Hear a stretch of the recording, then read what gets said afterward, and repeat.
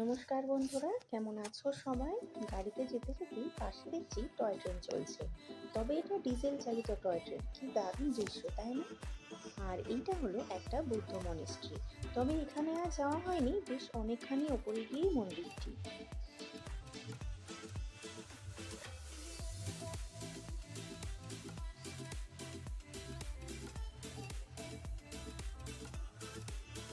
আবারও একটা toy train এলো, তবে এটা স্টিম ইঞ্জিন চালিত, সেই 90 দশকে, যা আজও দার্জিলিংয়ের শোভা বাড়াচ্ছে।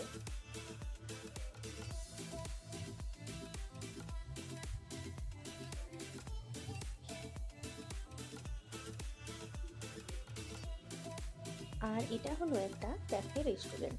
চলে গেলাম কিছু টিফিন করব বলে। টয় ট্রেন ক্যাফে নামে দিয়েছে কারণ এটা একটা ট্রেনের বগির মধ্যেই পড়েছে। বেশ নতুনত্ব কিন্তু। ভেতরে চেয়ার টেবিল একপাশে সুন্দরভাবে সাজানো হয়েছে। আর এখানে দার্জিলিং চা নিয়ে নিলাম একটা। সুগার দিয়েছে কন্টিনেন্টাল। কত সুন্দর কালার বেরিয়েছে, আর খেতেও সেই স্বাদ।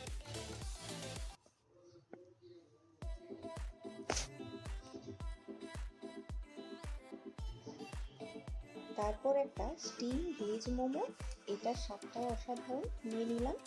আর একটা ছিল সসেজ ব্রেড পিৎজা, এটাও অর্ডার করেছিলাম। আর এটার স্বাদটাও বেশ ভালো ছিল। তবে এই দার্জিলিং এলে মোমোটা তো একদম, মানে আমার পক্ষে মোমোটা খুবই ভালো। কেননা মোমো আমার খেতে এমনিতেও ভালোই লাগে, আর বাড়িতেও বানিয়ে খাই। আর দার্জিলিংয়ের মোমো তো স্ট্রিট খাই, যেখানেই খাই না কেন সেখানেই খুব ভালো লেগেছে। সবখানে মোমোটাই খুব ভালো, স্ট্রিটে খাই আর দোকানে খাই, সব জায়গাতেই খুবই ভালো মোমোটা।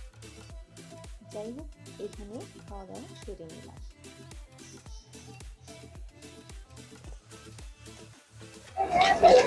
এই হলো দার্জিলিং স্টেশন। আমরা একটু টিফিন করে নিলাম, চলে এলো মানে লাঞ্চ টাইমে হালকা করেই খেয়ে নিলাম। তারপর ট্রেন আমাদের 3:30টার সময় আছে, টয় ট্রেন, সেটাতে করে আমরা একটু ঘুরবো।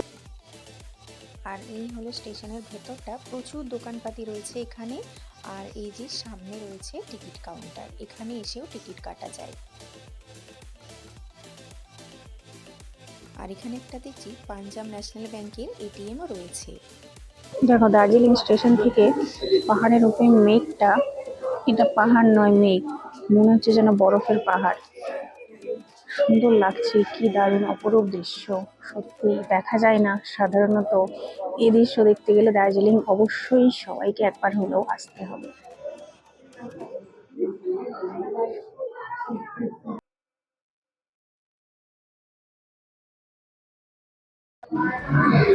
এই হলো ট্রেনের টাইম টেবিল। আর এখানে ভাড়াগুলো দেওয়া আছে, কত টাকা করে ভাড়া। স্টিম স্টিম ইঞ্জিনের আর ডিজেলের। একটা ডিজেল চালিত ট্রেন, একটা স্টিম চালিত ট্রেন আছে।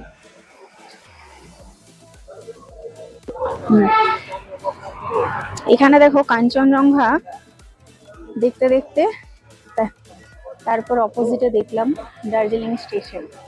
এই যে এখানে কাঞ্চনজঙ্ঘা রয়েছে, আর অপোজিট সাইডে রয়েছে দার্জিলিং স্টেশন।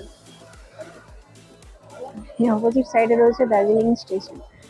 তো বেশ সুন্দর লাগছে এই স্টেশনটাকে। হুম,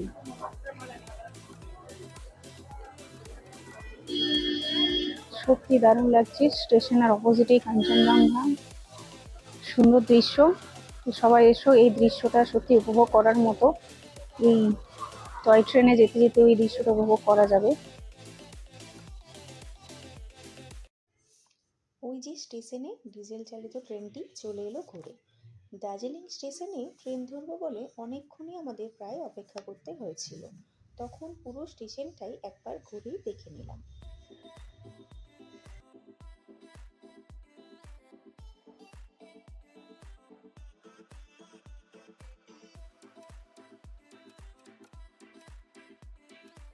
এখানে দেখছি টয় ট্রেনটির একটি সুন্দর ছোট্ট প্রদর্শনী তুলে ধরা হয়েছে।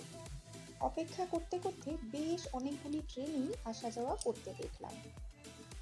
ইঞ্জিনের সাথে বগিকে কিভাবে যে জুড়তে হয় সেই দৃশ্যটাও দেখে নিলাম। কিন্তু দুঃখের বিষয় এই যে আমার আর ট্রেনে চড়াই হলো না। কারণ স্টিম ইঞ্জিনের টিকিট আমাদের কাটাই ছিল আর এটা দুবার যাতায়াত করে, কিন্তু আমাদের টাইম ছিল 3টের সময় দুপুরবেলা। দুর্ভাগ্যবশত সেই ট্রেনটি আর এলো না। 5 মিনিট আগেই আমরা জানতে পারি টেকনিক্যাল ফল্টের কারণবশত ট্রেনটি আর আসছে না। যাই হোক, কি আর করা যাবে। তোমাদের আর কার কার সাথে এরকম হয়েছে আমাকে অবশ্যই জানিও। যাই হোক, একরাশ হতাশা মনের মধ্যে নিয়ে সোজা চলে এলাম মল রোডে।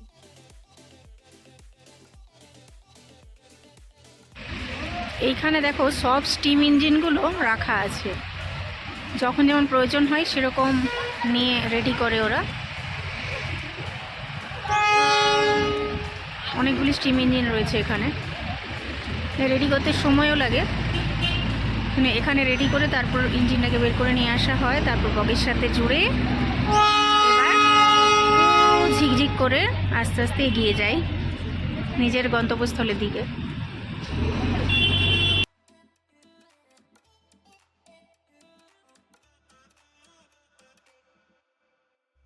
একটা হলো না তো কি হয়েছে, এই বাজারটাই আমরা ঘুরে নিলাম। আর এখানে দেখো মেলার মতো প্রচুর স্টল বসেছে, সারি সারি এমনি দোকানও আছে দেখছি প্রচুর।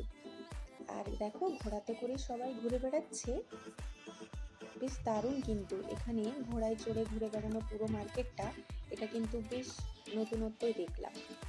আর এই মার্কেটটাও বেশ বড়, সারি সারি প্রচুর দোকান। তবে একটা কথা বলে রাখি যে ঠিকঠাক বার্গেনিংটা করে নিতে হবে নিজেদের মতো। প্রাইস তো দোকানদার ওরা ওদের মতো বলবেই, তবে বার্গেনিংটা সম্পূর্ণ নিজের ব্যাপার।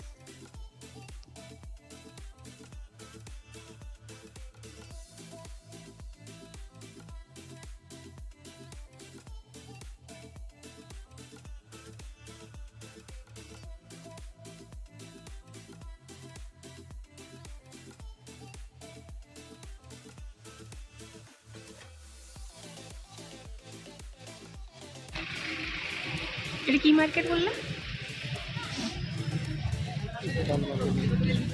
মহাকাল মার্কেট। এটা একটা চার্চ, 25শে ডিসেম্বর যেহেতু সামনেই, সেজন্য এটা সেজে উঠেছে। দেখো কত সুন্দর। এখনো অন্ধকার হয়নি, তাই লাইটগুলো সব জ্বালাইনি।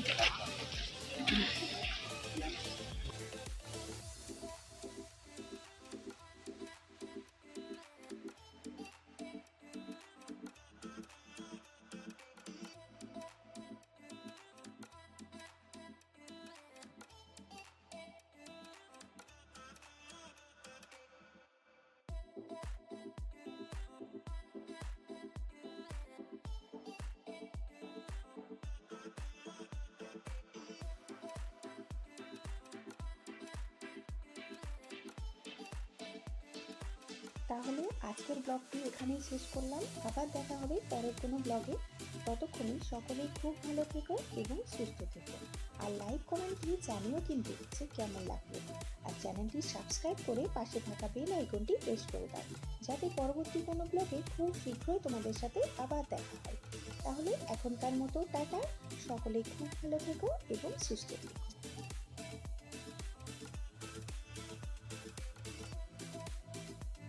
চা কফি সব তৈরি করে বিক্রি করছে। আর এখানে চায়ের প্যাকেট রয়েছে, মানে চা পাতা। যদি কেউ নিয়ে যায় নিয়ে যেতে পারে, তবে দেখে শুনে নিয়ে যেতে হবে। যেটা এখানে খাওয়াই সেটা আমরা বাড়িতে অরিজিনাল পাই না, আমি দেখেছি। একটু দেখে কিনতে হবে, তো সেটা একটু দামটা বেশি পড়বে হয়তো।